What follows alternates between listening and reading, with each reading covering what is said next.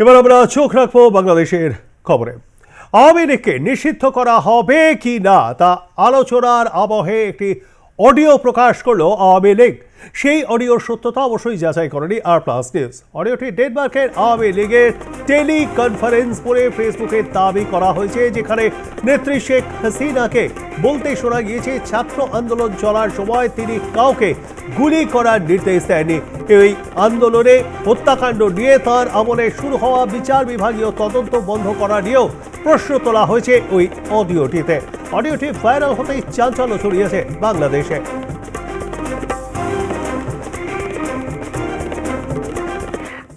আমরা তো মানুষ হত্যা করি নাই, আমাদের কাছে হত্যাকারী বানাই।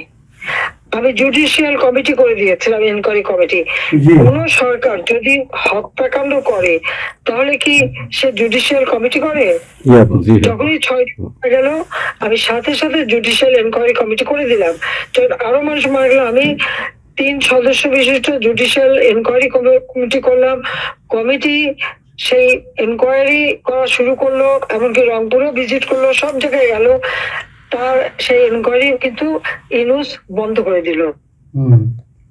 এবং শুধু কিন্তু এখন 15 জুলাই থেকে এরপর 8 জুলাই আগস্ট পর্যন্ত যত হত্যাকাণ্ড, অগ্নিসংযোগ যা কিছু হয়েছে সব তারা মাফ করে দিয়ে দায় মুক্তি দিল। দায় মুক্তিটা কখন দেয়? যারা অপরাধ করে এবং যাদের দায়বদ্ধতা থাকে তাদের দায় মুক্তি দেয়।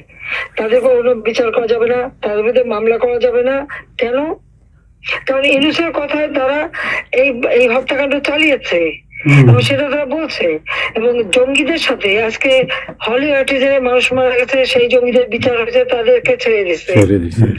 21শে আগস্ট 2004 সালে যে আমাদের গ্রেনেড হামলা হলো, গ্রেনেড হামলা সাজাপ্রাপ্ত আসামি এখন উপদেষ্টা। এরা তো জঙ্গিদেরকে নিয়ে চলা, এটাই তো।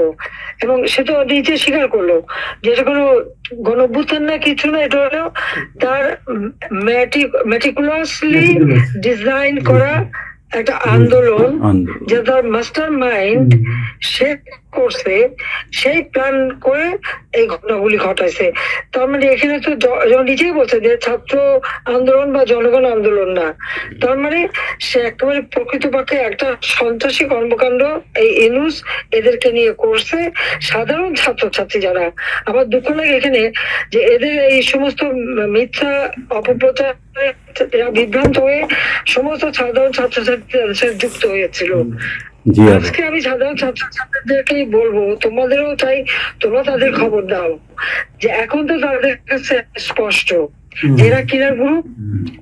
পুলিশকে মেরে পুলিশের লাশ ঝুলিয়ে রাখা, আওয়ামী লীগের একটা কর্মী গাজীপুরে তাকে আহত অবস্থায় হাসপাতাল থেকে নিয়ে এসে তাকে ঝুলিয়ে মারা, এই যে বিভৎস হত্যাকাণ্ড করা, কথায় কথায় গুলি করে মারা, এবং তাদের মিছিলের মধ্যে এলো সেখানে গুলি করে মেরে ফেলতে একটা বুলেট। সেই বুলেটটাও আজকে তাদের একজন উপদেষ্টা, তিনি আর্মির লোক, তিনি চেনেন, জানেন। সে যখন দেখলো যেটা 7.62 বুলেট, যে বুলেটটা আমাদের পুলিশও ব্যবহার করে না, আর্মিও ব্যবহার করে না, কেউ ব্যবহার করে, সেই বুলেট কোথেকে আসলো, সেই রাইফেলটা কোথায়, এটা তদন্ত করে বের করতে হবে। উনি যেই তদন্তের কথা বললেন সেই তাকে সরিয়ে দেওয়া হলো। যখন জুডিশিয়াল কমিটি বললাম তদন্ত করতে, ইউনূস সেটা বন্ধ করলো। শওকত সাহেব যখন তার উপদেষ্টা বললো তদন্ত হবে, সে সেটা সরিয়ে দিল। তার মানে কি 15 জুলাই থেকে পরে এই পর্যন্ত যত হত্যাকাণ্ড হচ্ছে, অগ্নিসংযোগ, সবকিছু তা ইউনূসের নির্দেশেই এই এত বুকের মায়ের কোল খালি হয়েছে, এত পুলিশ মারা গেছে।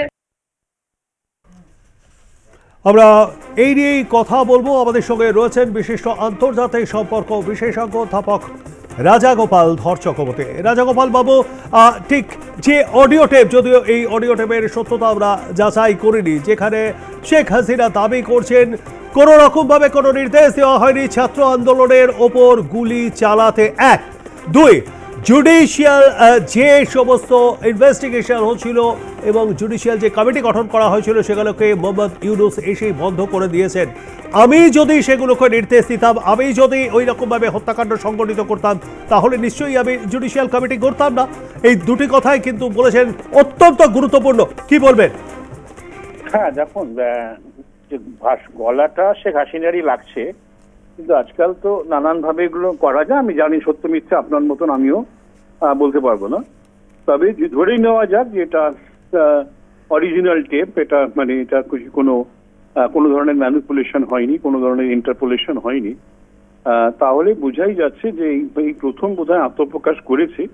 এর আগে আমি শুনিনি যে শেখ হাসিনার কণ্ঠস্বর এইভাবে প্রকাশিত হয়েছে। তো সেখানে ওনার মধ্যে তো পরিষ্কার বোঝা যাচ্ছে যে উনি বাংলাদেশের যে ইন্টারিম গভর্নমেন্ট তাকে উনি মোটামুটি ভাবে চ্যালেঞ্জ জানাচ্ছেন। এই আত্মবিশ্বাসটা আগে বোধহয় দেখা যায়নি বা আগে শোনা যায়নি, কোনোভাবেই সেটা প্রকাশ পায়নি। যখন এটা প্রকাশ পেল যে উনি সেখানকার যে ইন্টারিম গভর্নমেন্ট আছে তাদের বিরুদ্ধে কথা বলছেন এবং নিজের সপক্ষে উনি যুক্তি তৈরি করছেন যে গুলি চালানোর নির্দেশ উনি দেননি এবং জুডিশিয়াল রিভিউ এর চেষ্টা করেছেন, সেগুলো বন্ধ করে দেওয়া হয়েছে। সুতরাং এই সব কথার মধ্যে দিয়ে উনি কিন্তু মোটামুটি ভাবে ওনার ডিফেন্সে কি কি রয়েছে সেগুলো উনি বলার চেষ্টা করছেন। এবং যখন পাবলিকের কাছে এই ধরনের ভারত থেকে, ভারতীয় তো আছেন এইটুকুন আমরা জানি, সেখান থেকে এইসব কথা বলতে পারছেন, তার মানে নিশ্চয়ই উনি তো ওনার দল বা অন্যদের সংগঠিত করছেন, এটা ভাবা যেতেই পারে। এখন কতটা সংগঠিত করেছেন এখনো পর্যন্ত আমরা তার কাগজে কলমে কিছুই তার খুব একটা প্রকাশ পাইনি। সুতরাং এই জায়গায় দাঁড়িয়ে যখন এই ধরনের কথা বলছেন, উনি চ্যালেঞ্জ স্বীকার করছেন, উনি কোনোভাবেই মাথা নত করতে চাইছেন না, উনি কোনোভাবেই অন্য দেশে গিয়ে বেশ বিশ্রাম নিতেও চাইছেন না। সুতরাং উনি একটা লড়াইয়ের জন্য প্রস্তুত, এটা সমর্থকদের উজ্জীবিত করবে এবং সেখানকার যে ইন্টারিম গভর্নমেন্ট আছে তার তো কোনো জনভিত্তি নেই, তাদেরও খুব একটা ভাবনা চিন্তার মধ্যে ফেলবে এইটুকুন আমার মনে হচ্ছে।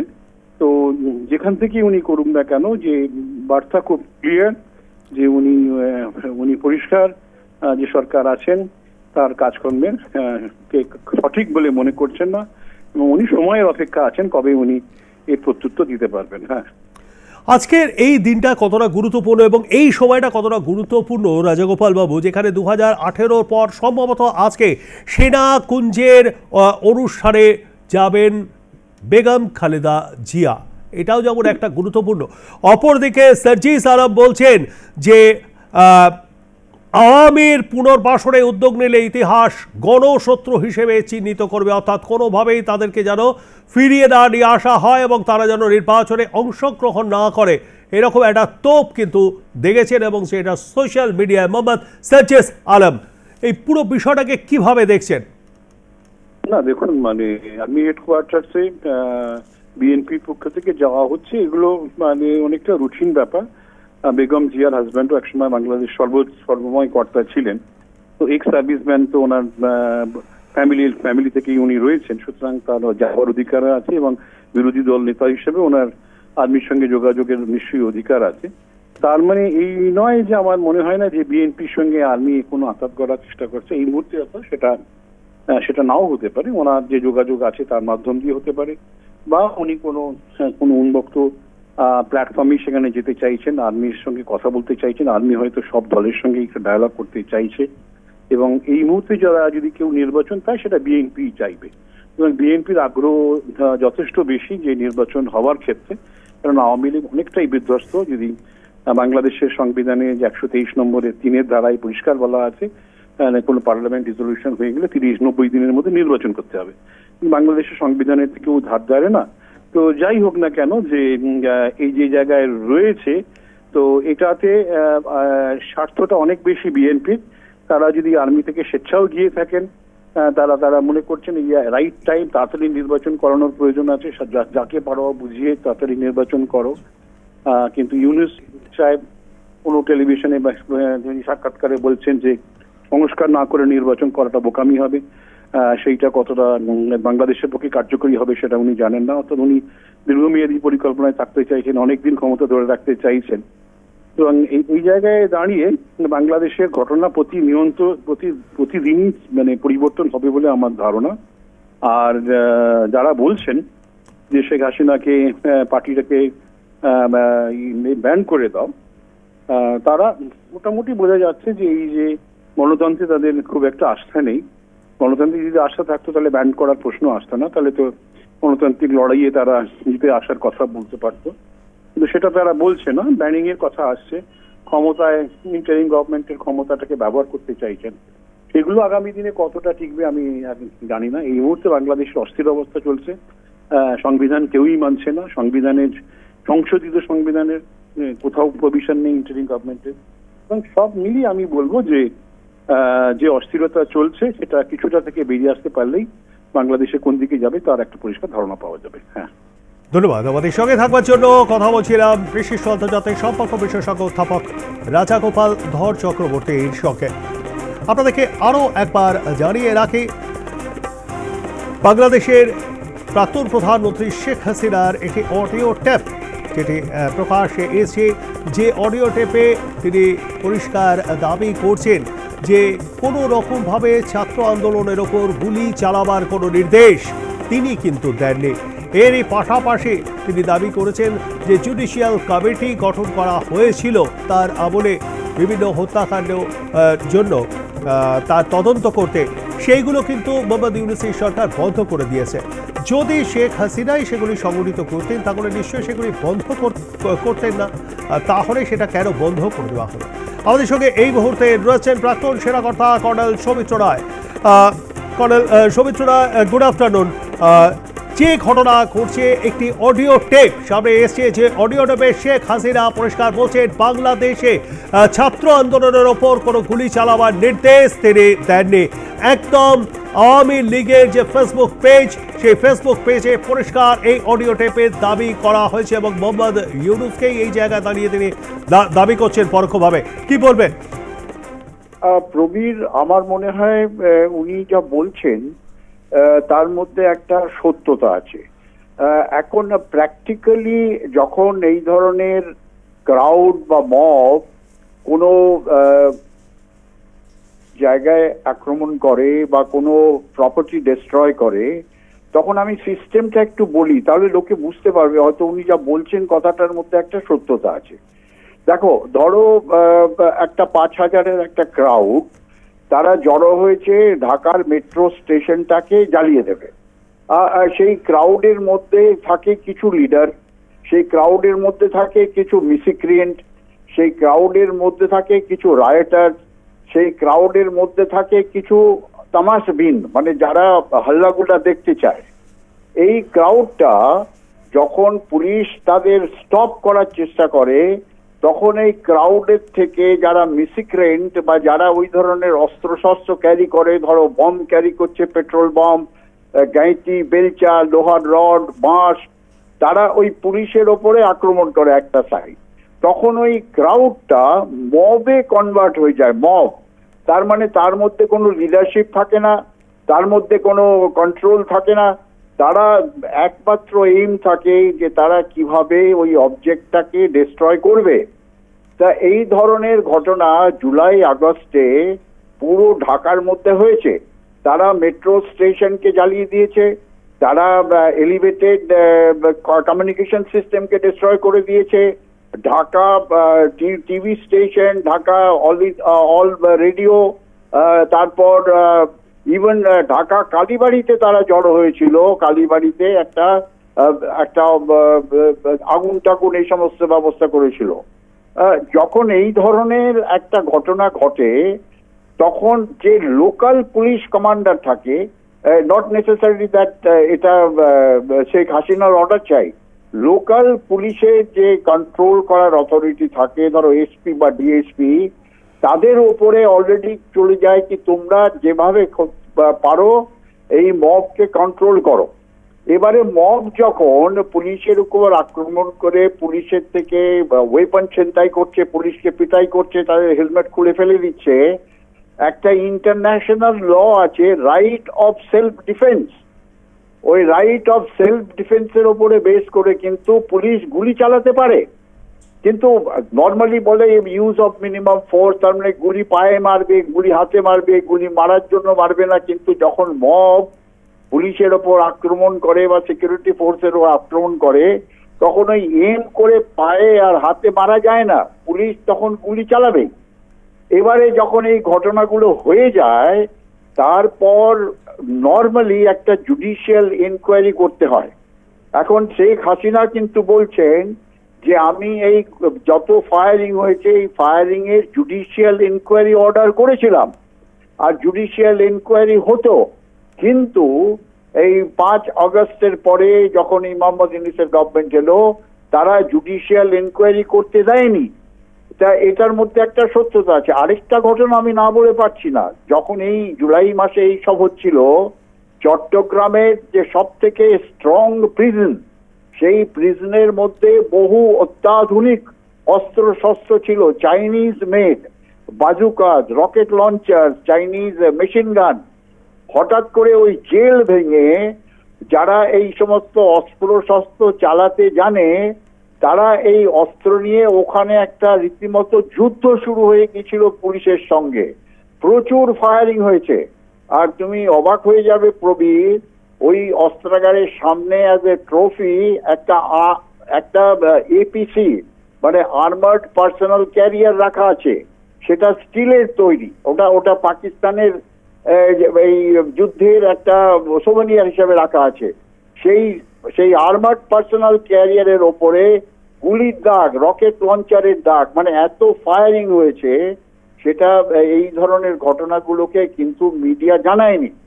তা আমার যতদূর মনে হয়, যখন এই ধরনের একটা অরাজকতা, এটা তো ছাত্রদের ডেমনস্ট্রেশনটা হাইজ্যাক করে নিয়েছিল যারা টেররিস্ট কাম জামাত কাম কট্টর মৌলবাদী ইসলামিক, তারাই এটা চেষ্টা করেছিল। এইগুলো স্টুডেন্টদের কাজ না, এইগুলো হচ্ছে কট্টর ইসলামিক সংগঠনের প্লাস টেররিস্ট অ্যাক্টিভিটিস যারা করে, যারা এই ধরনের একটা অরাজকতা সৃষ্টি করে শেখ হাসিনার গভর্নমেন্টকে ফেলার চেষ্টা করে ফেললো আলটিমেটলি, তাদের দ্বারা এটা হয়েছিল।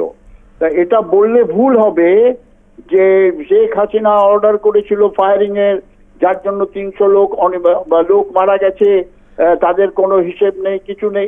এটা এই ঘটনাটার মধ্যে শেখ হাসিনা যে টেলিফোনিক ইন্টারভিউ দিয়েছেন, তার মধ্যে আমি একটা সত্যতা দেখতে পাচ্ছি। উনি প্র্যাকটিক্যাল কথা বলেছেন।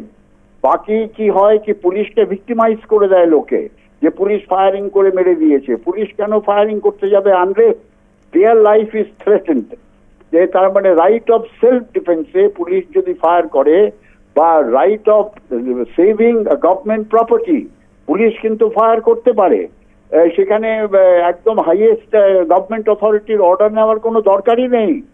যে লোকাল ওখানে commander on the ground on the spot say order দিতে পারে ফায়ারিং করো। তাই এর মধ্যে আমি একটা সত্যতা দেখতে পাচ্ছি।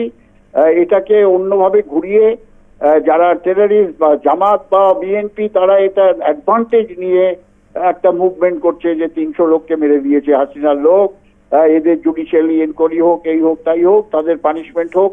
অলরেডি তাদের পানিশমেন্ট হয়ে গেছে। 3000 পুলিশ তো এরা মেরেছে, 60 থেকে 80টা পুলিশ স্টেশনকে তারা জ্বালিয়ে দিয়েছে। তো এর আবার কি ইয়ে হবে, কি পানিশমেন্ট হবে বা কি জাজমেন্ট হবে? বেশ, ধন্যবাদ আমাদের সঙ্গে থাকবার জন্য কর্নেল রায়। কথা বলছিলাম প্রাক্তন সেনাকর্তা কর্নেল সৌমিত্র রায়ের সঙ্গে।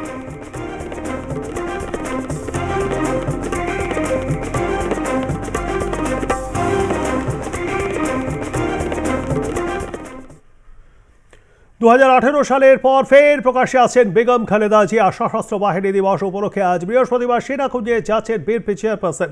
2018 সালের 5 ফেব্রুয়ারি শেষবার সিলেট সফরে গিয়েছিলেন খালেদা জিয়া। 6 বছর 9 মাসেরও বেশি সময় পর আজ সেনাকুঞ্জের অনুষ্ঠানে যাওয়ার কথা তার। এই দীর্ঘ সময় পর এটি তার কর্মসূচি, যেখানে তিনি প্রকাশ্যে অংশগ্রহণ করতে চলেছেন।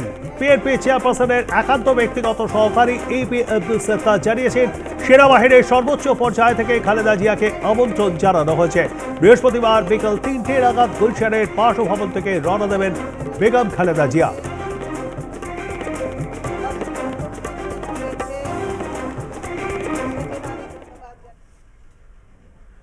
আগামী ডিসেম্বরে ভারত বাংলাদেশের মধ্যে উচ্চ পর্যায়ের বৈঠক। দু দেশের মধ্যে অচলাবস্থাকে চাঙ্গা করতে আগামী মাসে বৈঠক করতে চলেছেন ভারতের বিদেশ সচিব বিক্রম মিশ্রি, বাংলাদেশের বিদেশ সচিব জসিম উদ্দিন। কি কি বিষয় উঠে আসতে পারে এই বৈঠকে, আসুন জেনে নিই।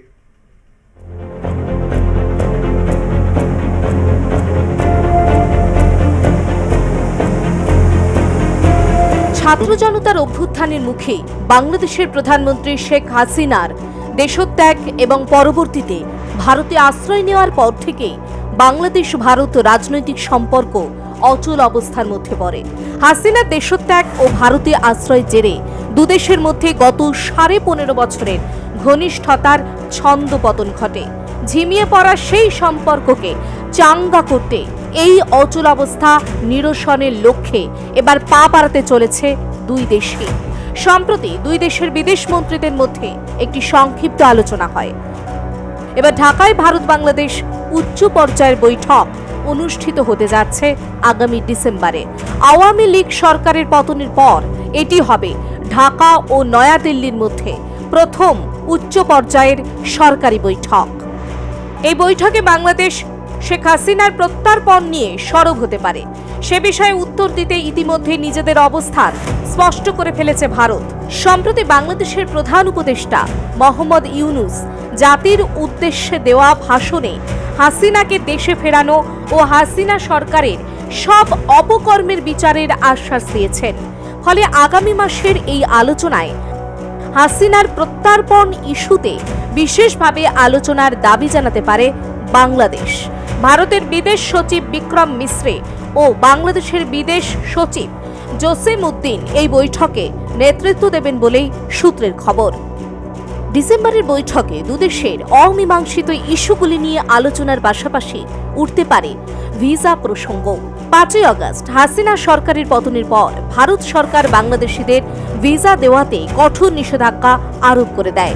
যদিও জরুরি মেডিকেল ভিসার ক্ষেত্রে নিষেধাজ্ঞায় ছাড় থাকছে।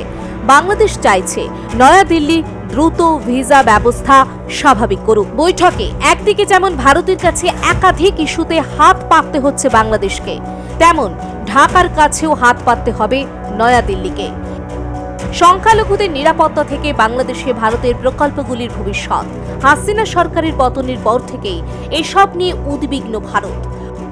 প্রকল্পগুলি পুনরায় চালু করার আগে বাংলাদেশ সরকারের কাছ থেকে ভারতীয়দের নিরাপত্তার গ্যারান্টি চায় নয়াদিল্লি। একই সঙ্গে বাংলাদেশের সংখ্যালঘুদের নিরাপত্তা নিয়েও সরব হবে ভারত। হাসিনা সরকারের পতনের পর থেকে ভারত বাংলাদেশের বন্ধু সম্পর্ক তলানিতে ঠেকেছে। বাংলাদেশের অন্তর্বর্তী সরকারের প্রধান উপদেষ্টা মোহাম্মদ ইউনূস তো সে কথা বলেই দিয়েছেন। অন্যদিকে আইন উপদেষ্টা আসিফ নজরুলের কথা অনুযায়ী বাংলাদেশের এই মুহূর্তে কোনো প্রতিবেশী দেশই নেই। যদিও এমন প্রেক্ষাপটেও ঢাকায় ভারতের হাই কমিশনার প্রণয় ভার্মা এক আন্তর্জাতিক আলোচনা চক্রে বলেন, ভারত ও বাংলাদেশের সম্পর্ক কোনো ঘটনাকে ঘিরে ওঠানামা করে না। তবে অন্তর্বর্তী সরকারের উপদেষ্টারা উল্লেখ করেছেন, ভারতীয় কিছু গণমাধ্যম বাংলাদেশের সংখ্যালঘুদের ওপর হামলার ঘটনা অতিরঞ্জিতভাবে উপস্থাপন করছে, যা দ্বিপাক্ষিক সম্পর্কের জন্য ইতিবাচক নয়। এখন দেখার এই বৈঠকের ফলে আদৌ ভারত বাংলাদেশ দ্বিপাক্ষিক সম্পর্কের মধ্যে বরফ গলে কিনা। ব্যুরো রিপোর্ট, আর প্লাস নিউজ ডিজিটাল।